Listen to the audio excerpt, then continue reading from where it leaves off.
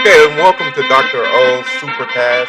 I'm your host, Superintendent Jeremy Owoh, and this is Jacksonville North Pulaski School District podcast, where we are designing a podcast to innovate, collaborate, and educate our community.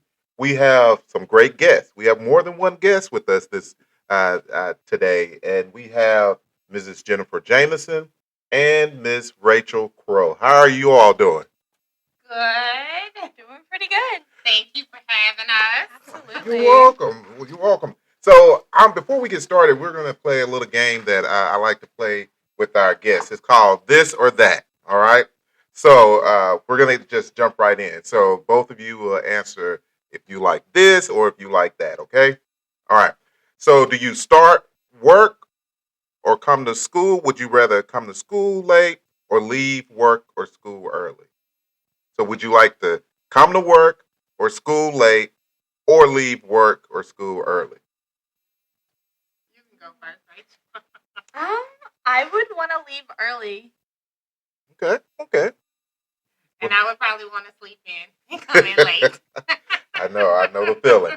So, what about in this, as we come on this side, or now we're on this side of the pandemic, would you have continue with video meetings or in person meetings?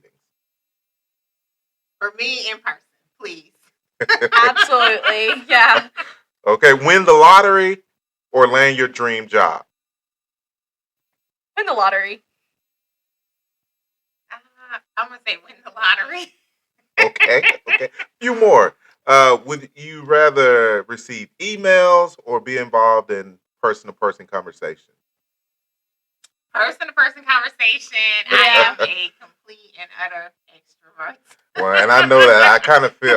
I thought that was coming. What about you, Rachel? I would do the person-to-person. Okay, good. What about are you known for a pep talk or a motivational quote? I'm known, I think, for more motivational stuff. Okay. If I had to pick, I guess pep talk. Would you be considered would people consider you having book smarts or street smarts? Book smarts all the way. What about you, Mrs. Jason? Book smarts all the way too. I don't know. Nah, I don't know about that. All right, a couple more. Would you rather have a private office or a reserved parking spot? Okay, so I have a private office, so I'd rather have the reserved parking spot. So you would give up your private? Yes, I would I go sit in a cubicle. I could be in a classroom with the kids. I could be in the cafeteria if I could get a reserved spot. Okay. What about you, Rachel? I would prefer the private office. Okay, good. Last one. Would you rather read the book or watch the movie? Read the book. Absolutely. The book is always better than the movie. Yeah. Okay. I'm reading the Bridgerton series right now. It is way better than the series. Is it? How so? Well, each book is dedicated to each child, and it just involves so much other stuff. I mean, but I'm like that about anything, though. You name the movie, and if I can read the book before seeing the movie, I'm going to do that. Okay, what about you, Rachel? I would do the book. I love reading. Yeah, and I'm kind of torn because by trade, I taught English. And so I definitely see the importance of reading and the strong literacy skills and just the personal side of me. I love reading, but I love going to the movies. And I think my son kind of got that for me too. But so I'm kind of torn because with the Harry Potter series, I love reading the book and then I love watching it. So I'm kind of torn. So, but let's jump in. So today we're going to talk about our college and career academies, and we have the for our listening audience, we have the best of both worlds. We have one of our outstanding scholars, and of course we have the guru of our academies, our academy coach, Mrs. Jamison. So Rachel and Mrs. Jamison, it's really great to have you here. Let's talk about how did the academy start, Mrs. Jamison? So if I had to say the story, so we did get this model from Ford NGL, which is the educational side of Ford Motor Company. And they basically have a model that I hate to say that they sell to school systems to kind of change how scholars see school, how scholars view school, and really change the dynamic dynamics of how the day-to-day operations of the school environment takes place. I think that it's very important for us to keep in mind that right now everything is changing, right? If you think about what's changed in the last 10 years, cell phones, cars, TVs, you name it. The one thing that seems to be stuck is education. We're still I sitting our agree. kids in front of a classroom, in front of a teacher, and it's just not what's working for all of our scholars. And so this program allows our scholars to pick what their interest level is based on the CTE classes that we offer. And then our core teachers, your English, math, social studies, and science, they teach through the lens of that particular CTE class. Hence, you get the academy. So the academies are not just CTE, they're our core classes coupled with our CTE. And so our kids, if you're studying automotive, and you're a 10th grader, you're studying automotive, you take your regular geometry class, you learn some automotive geometric skills in that geometry class. You're going to study about that class in your history. You're going to study experiments in your science class, and then you're going to write and read about it in your English class.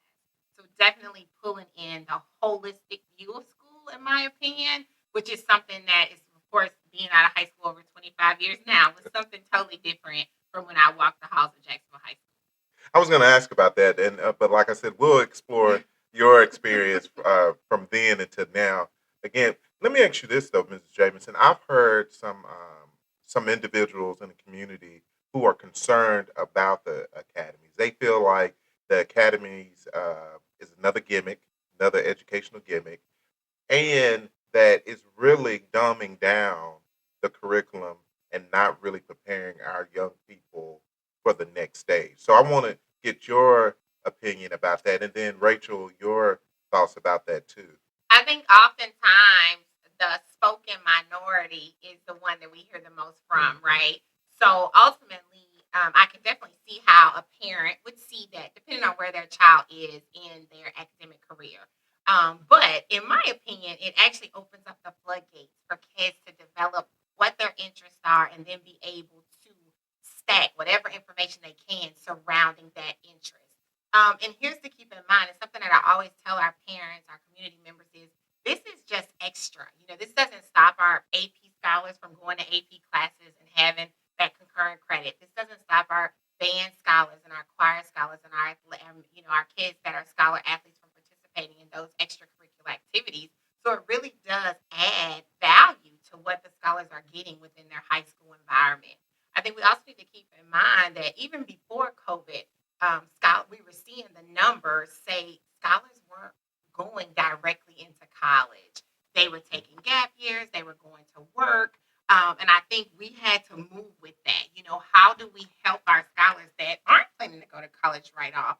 And so this academy model allows for us to really focus on those career industry certifications through our business partnerships because ultimately we're asking people working in the business world what certifications are necessary now, not what was necessary 5 years ago, 10 years ago, but what do you need right now that we could give our scholars, equip them with for free so that when they leave, if they're choosing not to go to college, then they can go somewhere and be employed and earn a livable wage. Good deal. Good deal. So Rachel, asking you that same question. I mean, how, as a student, from a student perspective, do you think that the college and career academies that they're a gimmick, or the concept of this gimmick, and it's not preparing you for uh, your next phase in life? Personally, I went to high school not knowing what I wanted to do as a career, but thanks to the career pathways, I was able to find what I was good at, and I've absolutely loved it. So I think there are some scholars that are going to high school, they're like, oh my gosh, I'm growing up and I have no idea what I want to do. But thanks to the pathways that we have now at the high school, we're able to explore these future career pathways that we wouldn't necessarily have at our school offered to us before they have given us the academies. Okay, Rachel, which academy do you belong? Health and safety with the cybersecurity. Not. Oh, so that's two. Is it two or? Cybersecurity is technically part of the health and safety academy. All right. So I know some of our viewing audience, listening audience, may not realize that cybersecurity is an option. So how did that hook you? school? How did you become engaged with that particular pathway? I've always loved technology and everything like that, and I've always wanted to be able to help people and help protect people. And I found out that a way that I could do that is through technology, like that I've always loved. So, thanks to the pathways, I've been able to take some computer classes and actually learned on a virtual machine how to hack. And I found out that it was what I was meant to do. Now you said how to hack. So is there a positive spin on hacking, or I mean, what people hear hacking, they automatically thinking somebody's taking over my computer or stealing my information. Can you expound on how you all view hacking, and what do you do with it? What does it all entail? Well, it entails defense. We have to be able to learn how to break into something. That way, we can figure out how to protect people from then breaking into that same thing.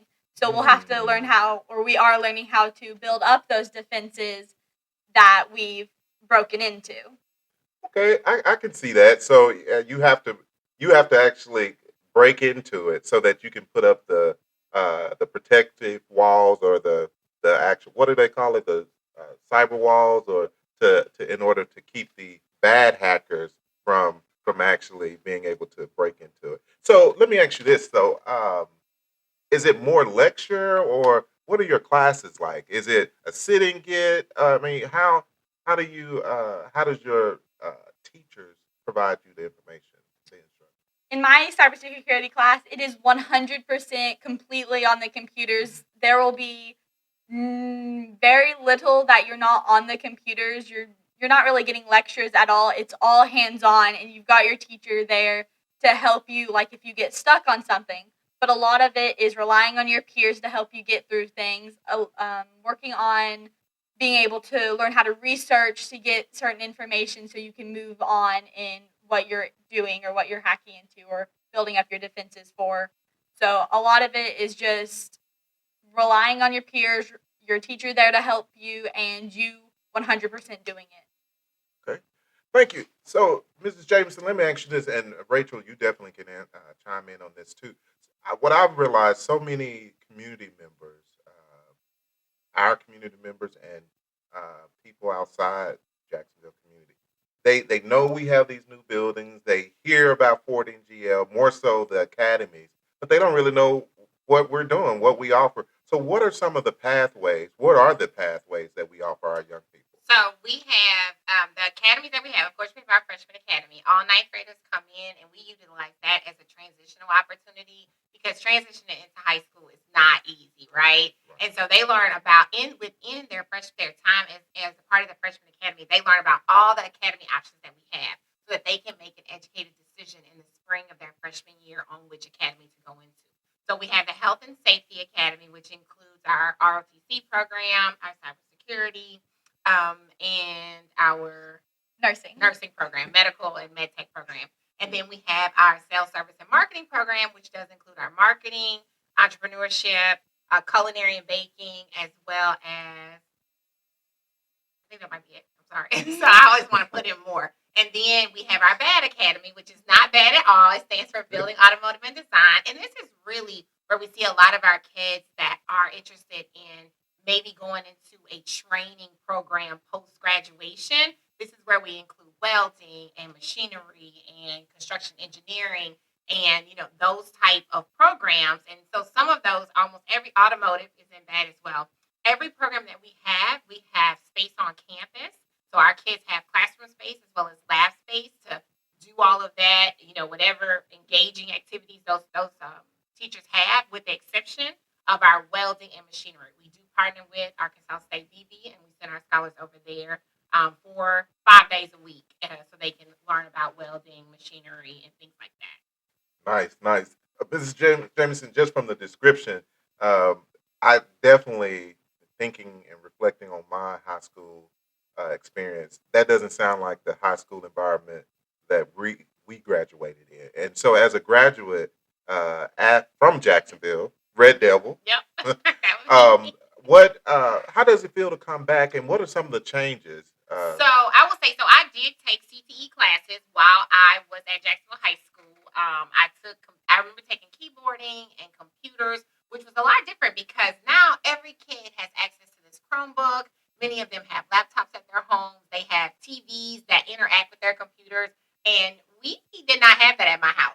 Any computer I had access to was at school. And it wasn't because it wasn't because it just wasn't the norm, for houses to have these type of electronics. We were lucky to have, a tube TV, a big screen tube TV, let alone I a remember laptop. those. So for us, whatever we got, we had to get it at school. And when coming from working in corporate America for 11 years, when I started teaching, I was teaching, for instance, I was teaching the word suite, right? I was teaching Microsoft Office Suite in a survey and business class and CBA classes. And this was classes that I took in college. So that means somebody paid for me to take these courses. And I'm like, they're giving this away for free, and I cannot, just that, the minimal side of working on a computer and just seeing. So I knew then that if something like this could grow, what it might develop into. And so being a part of teaching CTE classes and now in this role where I'm actually putting forth the effort and showing the kids what's available. Because another side about the academy model is the other stuff that comes with it, right? So every ninth grader, we just completed a freshman exposure event where every ninth grader got to go to a mock career fair, and it had such engaging pieces to it. The response and the reflections have been nothing but positive.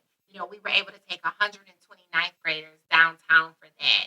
Nice. And so, it just worked out. And now, so their minds are really rolling about what could they do as far as an academy decision. Those same ninth graders will also all go on college tours in the fall. We talk about college. We want college to be an option if that's your child or your scholar's option. But we also know that they don't know what they don't know. So we want to put that out in front of them and say, hey, this is just an option for you. In 10th and 11th grade, they do what we call industry tours and job shadowing opportunities where they actually go into businesses and see what happens in that business. And then as a job shadowing opportunity, they can see and actually, sit alongside next to somebody working and that person's telling them what's going on. We actually have had that for health and safety. We have one tomorrow for sales, service, and marketing scholars. We're actually partnering with Platinum Barbecue, and they're going to go in, show them all about the back office of things, and then they get to help prep for a catering meal that that particular company has for Amazon. So just letting them kind of see this is what it's like. This is what a day in a life would be like for hospitality. We also open what I call exposing them to activities that they may not be. Like, for instance, I have a group of girls, young ladies, who I call them girls in STEM. And that is a big, major focus right now. And so they have lots of opportunities. So last year I took a group to the Women's Business Conference for Girls in STEM. And so Thursday I'm taking a group downtown over to the Women's Cultivating Series. Now, you're not leaving my guys out, are you? Well, no, but I'm saying, when it comes to some of this stuff, like, it's such a big push to get some of the, to get people that look different than what's normally in there. But no, we have things for guys too. So, but those are big opportunities. Rachel's been a part of that. She's actually been able, but like I said, it's an exposure opportunity. Once again, our scholars don't know what they don't know. And so if they don't know what's out there, so that's a big piece of what I do. I bring so much stuff to campus, not just on campus, but bring kids away from campus to have that experience. And I know that it is a positive thing, for me not to be a classroom teacher, but for almost every kid in the building to know who Miss Jamison is. And Miss Jamison's doing something right, and the kids know I at some point I think they're going to call me the field trip lady, but I'm not the field trip lady. Rachel, do you all have a nickname for Mrs. Jameson? Not that I'm aware of. But this is really good. So let me ask you this question. Are there costs for our scholars?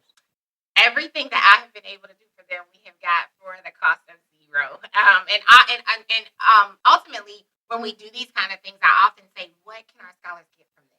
Whether it's like tomorrow, it's lunch. Who doesn't want a barbecue lunch? And so I'm taking 20 kids downtown, and they'll have an opportunity to kind of see how small businesses engage, how small businesses work.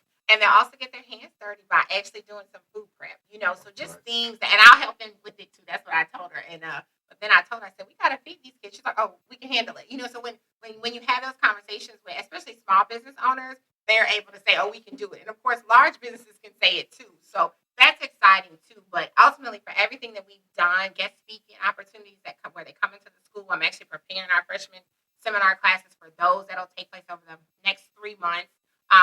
And those are always guest speakers that are within an industry that we offer some type of certification. So these people are actually a part of that relevancy piece where your not so typical people will come in.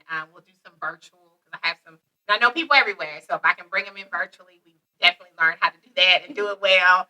And our scholars are used to it, but we've opened back up in person, so we're bringing people in the building and having those guest speaking opportunities for our scholars, which we ultimately hope that something can come out of that, later on. And I tell the ninth graders all the time, you don't know what you don't know. I may bring somebody in who may end up being your mentor. They may end up offering you a part-time internship opportunity. Just different things. Because I know Rachel, been afforded several opportunities just from saying, "Hey, this is out there," and then she's like, "Can I attend? Can I be a part of it?" And then when opportunities like this present itself, I was like, "Oh yeah, we'll have Rachel do it." And I think that's what it's about. It's about the opportunities. I Mhm. know, Rachel, you have the opportunity to work with the chamber, and I think that's in education that and for me as the superintendent, that's what I want our young people to have the opportunities. One, to know about these Yep. opportunities. Then secondly, to be prepared for them, and then have the opportunity to actually experience those. So Rachel, how's the internship with the chamber going? I have been loving it. It's a great opportunity for me to learn more about how our city is progressing through this day and age and how we're able to connect out to the community. And with that internship, I'm being able to be also a part of what we're calling the Leadership Academy as the first year that Jacksonville is doing it. And I'm so excited to be a part of that too. Yeah, I'm fortunate to be in there with you as well. And one of the things that, um, as a student in the Leadership Academy, and this is how I hope our young people in our schools are feeling. But when we toured the Little Rock Port Authority, I didn't realize the region, the metropolitan area of Little Rock, had so many um opportunities for business growth. One, the Amazon building is huge, and I mean, there's a methodology to uh, which business is on what side of the levee and how they transport. There's a rail yard. There's the cargo ships. I mean, it's the import and export of materials. I didn't realize that it was so large in there, and so it was fortunate. I was glad to have that opportunity to experience all of that. And that's what it's about for us, even with our college and career academies, partnering with our local chamber and our regional chamber, because I think when our businesses actually see and experience what's happening in our buildings, there's more buy-in, but then they also understand the needs of our young people. And so I'm going to ask you this as we start to wrap up. What are some of the things that our scholars, community members, local businesses, if they want to be involved, families, what can they expect from both of your perspectives? I think that, for me, it's that within this role, I have I have made an expectation for myself to have complete transparency with our community, with our scholars, with our staff, with our parents. I was like, so if there's anything, my name and phone number are everywhere. If you call the high school and say, "Hey, I want to talk to Ms. Jamison," they're gonna transfer you over. And I have a multitude. I do wear a lot of hats, which I'm fine with, but definitely having been somebody who's been in the building for 9 years at this point. So I was here pre JNPSD, as well as being a community member, living in the community, working in the community, being a former graduate. Just all of that allows for me to put out things that these are our expectations. This is what we want for our scholars. This is how parents can work with us. Definitely attending any type of student activities or scholar activities that we're having. We try to make sure our uh, scholars and our community are aware of it, but it really is only as good as it can be when we have people show up. So not being fearful to attend those nighttime activities that might be 6 to 7, or maybe a daytime event where we're inviting the community members. Come out and see what we have to offer. There's a lot going on within those four walls, if you want to call it that. It's really a lot of walls, right? At the high school. If anybody ever wants a tour or just a personal story of what this is about, I do that most days. When a new family comes to town, I'm generally one of the first people they meet in our building because we want our community, we want new families to get the right information. And so I'm grateful to be trusted by Dr. Owoh and Ms. Biggs, Dr. Walker, with knowing that when I give that information, it's going to be accurate and parents can know that not only is it accurate, but I can tell them where, the supporting documentation can be found and things like that.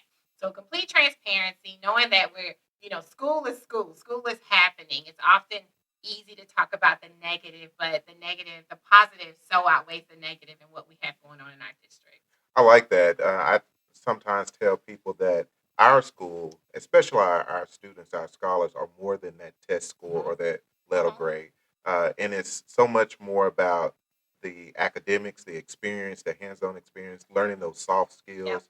I cannot tell you how many collegiate administrators and educators have said that our young people are coming to us, even business owners are coming to us without those soft Mm-hmm. skills. And for me, these college and career academies are incorporating Yep. those soft skills: how to interact with Mm-hmm. others, how to handle conflict, Yep. how to stress some, how to struggle Yep. some, the good struggle. So, Rachel, let me ask you this. What has been, if you can narrow it down to one experience, what has probably been the most memorable academy experience for you?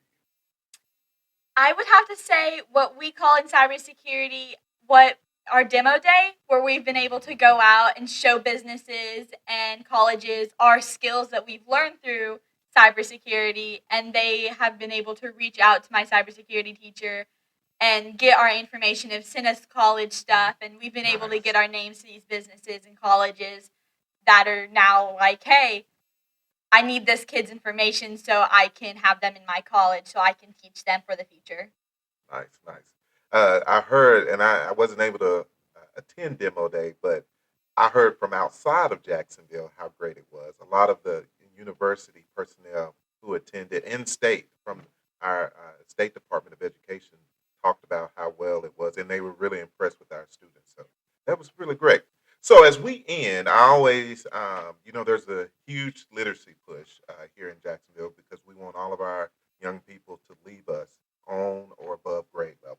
So I always ask my guests, if you can think back to when you were young and when you first read a book or someone first read a book to you, what is your literacy story? How did your literacy story start?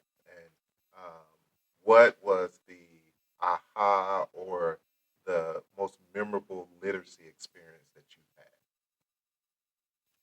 Okay, so for me, and this actually goes to also to who I am as a person. So I have the opportunity to serve the Jacksonville community as the board member for the Central Arkansas Library System. And for me, I have a twin brother. Not that y'all may or may not know that, but anyway, my mother used to take us to the public library when we were little, and so I thought everybody went to the public library, and I thought everybody had access to library cards, but back then, if you read so many books, you got a reward like a pizza coupon. And so me and my brother competed or whatever all summer, and I always won. But anyway, but we may have been about 7 or 8. We were little. But Judy Blume became one of my favorite Wow. authors, and I must have read "Dear God, It's Me, Margaret" about 25 times each summer. Like that is a book that every little girl should read. It has but what I learned from that is my love for reading, one, but ultimately how you can do something so simple, or what we consider to be simple, right? But it can be done for free. That was probably like an aha thing for me. And I've always had this great relationship with the public library because, and even now, I love opening up a new book, a spine, but I have gotten really handcuffed to my phone and listening to audiobooks. But I think for me, it started way back, just knowing that reading can be free. And just any book I wanted, any adventure I wanted to experience, because back then I really didn't have anybody telling me, read this book, read that book. It was just a list of, approved authors. And now Mhm. somebody tell me Judy Blume is not one of those, but I think for me, it started way back. I've instilled that in both of my daughters. One is an avid reader, the other one reads because she has to.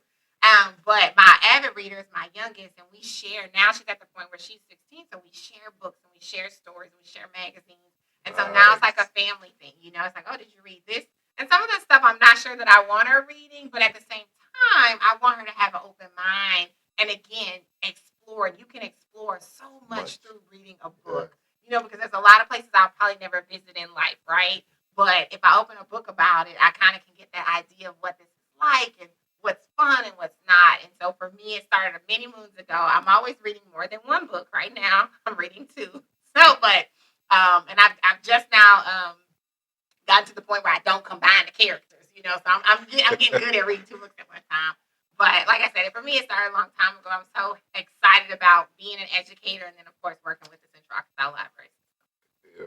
Yeah. What about you, Rachel? With me, a little background of information about me is I've always been one of the youngest people of my grade because of my birthday, right before the cutoff date. And so throughout preschool, I was actually homeschooled by my Nana in a tent in her living room. So we would sit in the tent and we would draw out pictures, we would create stories for them, and she introduced me to reading, and I've always had a great imagination. So I've always loved being able to go and just create a story in my head, put it with a book.